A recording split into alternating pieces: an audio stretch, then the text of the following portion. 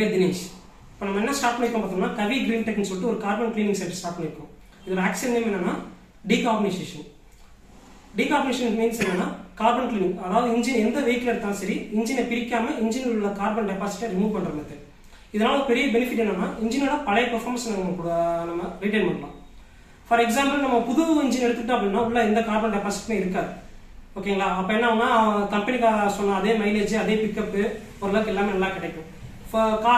நாலு போக்கில் என்னன்னா ஒரு வருஷம் 2 வருஷம் ஒரு ஃபார் எக்ஸாம்பிள் ஒரு 10,000 கிலோமீட்டர்ஸ் இருக்கு, ஒரு 20,000 கிலோமீட்டர்ஸ் ஓட ஆரம்பிச்சிச்சு அப்படின்னா இன்ஜின்குள்ள ஒரு லேயரா ஒரு கார்பன் டெபாசிட் இருக்கும். அப்போ உள்ள ஃபியூல் வந்து சரியா பர்ன் ஆகாது.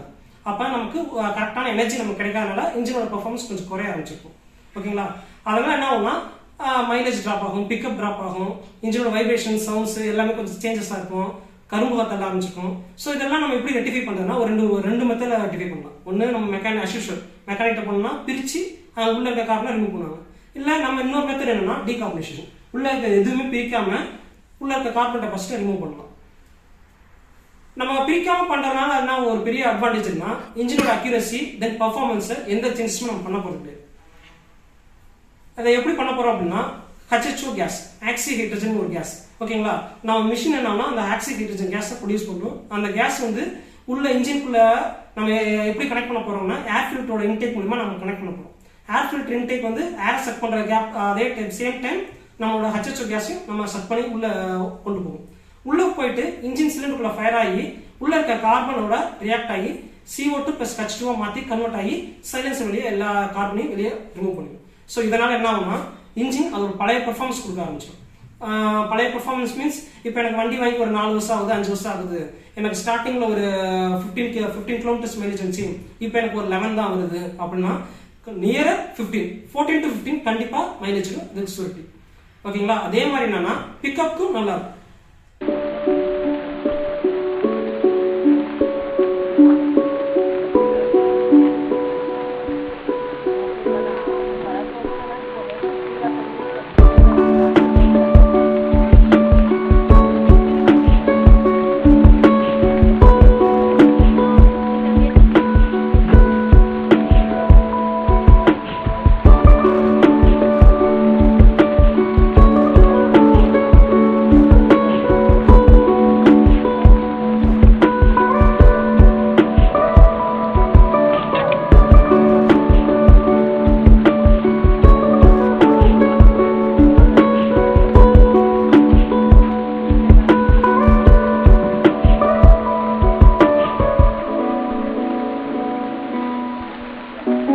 இதோட பெரிய கார்பன் கிளீன் பண்ற ஒரு பெரிய அட்வான்டேஜ் என்னன்னா சார், இப்போ கார்பன் கிளீன் பண்றதுக்கு முன்னாடி கார்பன் டெபாசிட் என்னன்னா சரியா உள்ள ஃபியூ பர்ன் ஆகும். அதனால என்னன்னா வைப்ரேஷன்ஸ் நிறைய இருக்கும், இன்ஜினோட வைப்ரேஷன்ஸ் இருக்கும், சம்டைம்ஸ் இன்ஜின் ஹீட் ஆகும்.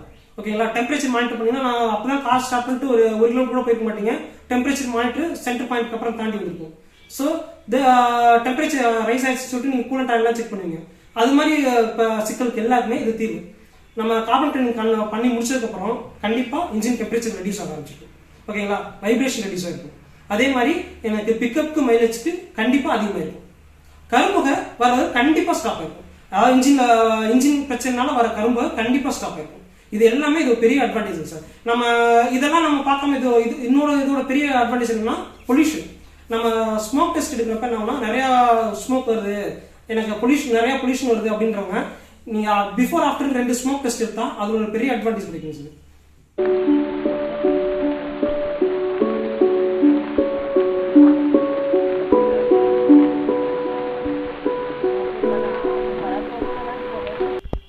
சார் ஓபிடி ஸ்கேனர் நமக்கு கார்பன் கிளீன் பண்றவங்களுக்கு நான் ஃப்ரீயா ஸ்கேனர் போட்டு ஒவ்வொரு வெஹிக்கிளுக்கும் நான் ஸ்கேனர் போட்டு எல்லாத்தையும் நம்ம சொல்லிடுவோம்.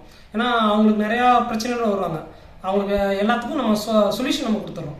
ஸோ இந்த ஓபிடி ஸ்கேனருக்கு வரவங்களுக்கு நம்ம ஃப்ரீயாக பண்ணிக்கிறோம்.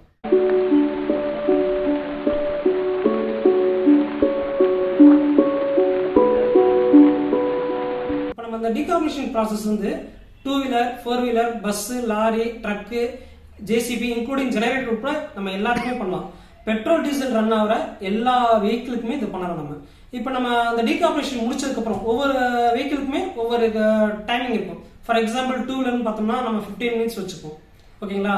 இப்போ 4 வீலர் எடுத்துட்டோம்னா கார் எடுத்துட்டோம்னா 30 மினிட்ஸ் டு 40 மினிட்ஸ்.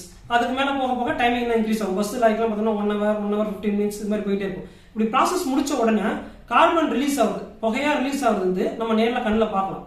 ஓகேங்களா? ஸோ இதை நம்ம டீகார்பனேஷன் பண்ணுறதுக்கு முன்னாடியும் பிஃபோர் ஆஃப்டர் உங்களுக்கு உடனே இன்ஸ்டன்டாக வித்தியாசம் தெரியும். இப்போ ஒரு 2 நாள் கழிச்சு தெரியும், 3 நாள் கழிச்சு தெரியும்னா அப்படி இல்லை. நீங்கள் டீகார்பனேஷன் பண்ணுறதுக்கு முன்னாடி வண்டியை வந்து நிறுத்திருப்பீங்க, முடிச்சதுக்கப்புறம் வண்டி எடுத்துகிட்டு போவீங்க.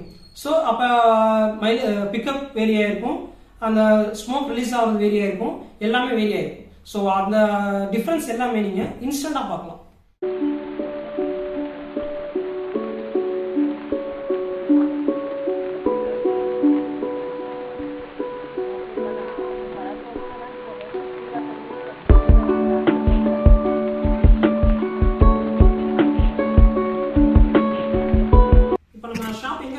நம்ம ஆஃபீஸ் துறையூர் வச்சிருக்கோம் சார். துறையூர் சரௌண்டிங்ல நம்ம திருச்சி, பெரம்பலூர், நாமக்கல் எங்கேயும் எந்த டிஸ்ட்ரிக்ட்டுமே கிடையாது, நம்ம மட்டும் தான் வச்சிருக்கோம். இதை விட்டு நம்ம போகணும்னு பார்த்தோம்னா கரூர், திண்டுக்கல், கோயம்புத்தூர், ஈரோடு தான் போயிடணும். நம்ம எக்ஸாக்டா நம்ம ஆஃபீஸ் எங்க இருக்குன்னு பார்த்தோம்னா துறையூர் ரவுண்டானா, முசிட் ரவுண்டானா வந்து பெரம்பலூர் போற அந்த பைபாஸ்ல கரெக்டா டிஎல்எஸ் வீல் அலைன்மெண்ட்டுக்கு பேக் சைடு நம்ம ஆஃபீஸ் இருக்குங்க சார்.